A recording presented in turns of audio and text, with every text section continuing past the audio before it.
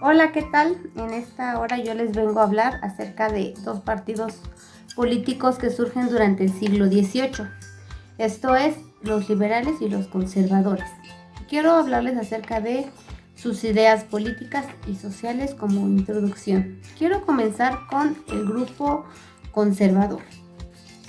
En realidad, este grupo está basado en la monarquía. Un monarca es aquel que ejerce el poder, esclaviza, y eso ellos lo querían mantener, que simplemente esa familia noble siempre estuviera en, en los más altos estratos. Ahora, los aspectos sociales están regidos por la religión y sobre todo la educación no tiene gran amplitud.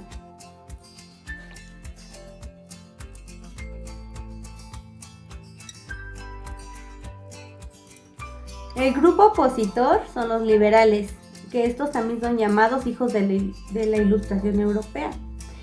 Para ellos es el predominio de la razón del mercado contra las tinieblas de los monarcas.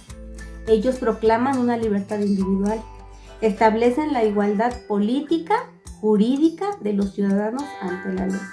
Pero sobre todo lo más interesante de este grupo es que ellos originan los derechos civiles y políticos.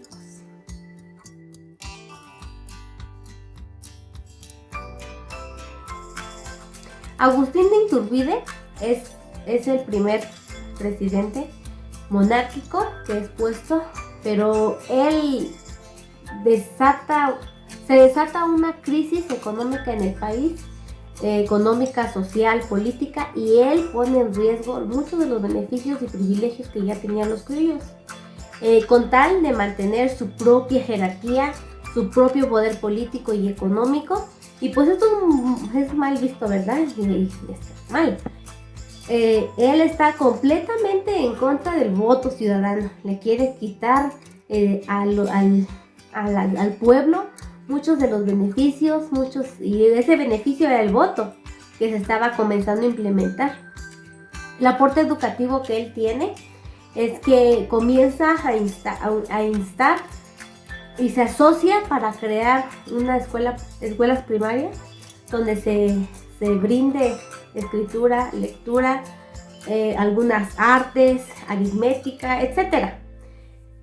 Sobre todo con la doctrina cristiana a toda la República Mexicana.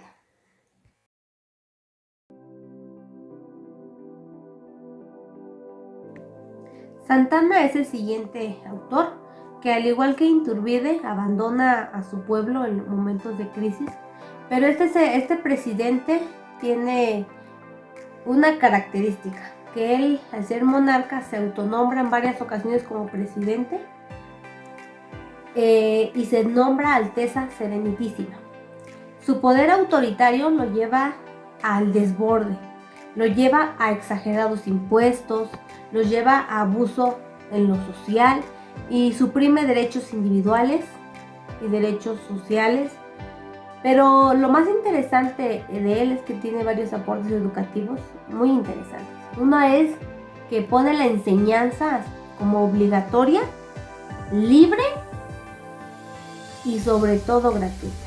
Funda escuelas normales donde se implementan los planes de estudio, donde se regalan ya los libros de texto, y deja algunas carreras o las preparatorias donde hay variedad en carreras específicas.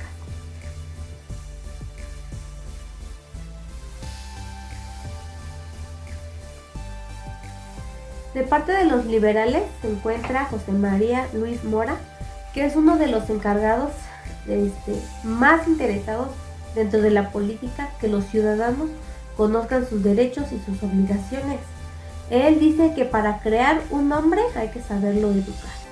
Él funda la enseñanza laica, y funda algunas escuelas que pretendan orientar a la gente en aspectos sociales, en aspectos religiosos también, pero sobre todo él tiene un pensamiento. Dice, el mexicano todos los días debe de pensar si el clero vive para ellos o ellos viven para el clero.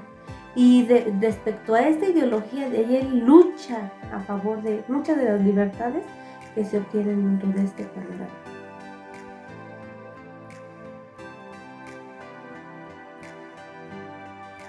El segundo es Benito Juárez. Es el primer presidente indígena, que si revisamos todo el contexto de Juárez, pues tenía mucho que ver con su gente, sus economías, sus crisis. Entonces eso lo hace a él, lo lleva a analizar el pueblo y ver la desigualdad que hay, en uno, entre hombres y mujeres, dos, entre indígenas, dos, entre monarcas, etc. Entonces lo que a él lo lleva es a la libertad, pero de democracia, de igualdad, y muchos de sus implementos educativos son precisamente eso, ¿verdad? Que la educación debe de ser igualitaria, no solamente entre hombres y mujeres, sino que también debe de haber una separación total entre iglesia y Estado. Y por lo cual legisla muchas de las leyes en las cuales podemos disfrutar hasta hoy. Valentín Gómez Farías fue el vicepresidente en la gobernatura de Santa Anna, pero a pesar de que Santa Anna fue conservador, él lucha por el Partido Liberal. Sus ideas eran sacar a México del gobierno que tenía. También era llevar a los individuos a la igualdad, a la justicia. Y piensa que México lo obstaculizan dos cosas. La primera es la iglesia y la segunda es el ejército. Así que por lo cual él se empeña en promover leyes reformadoras y de dónde eran.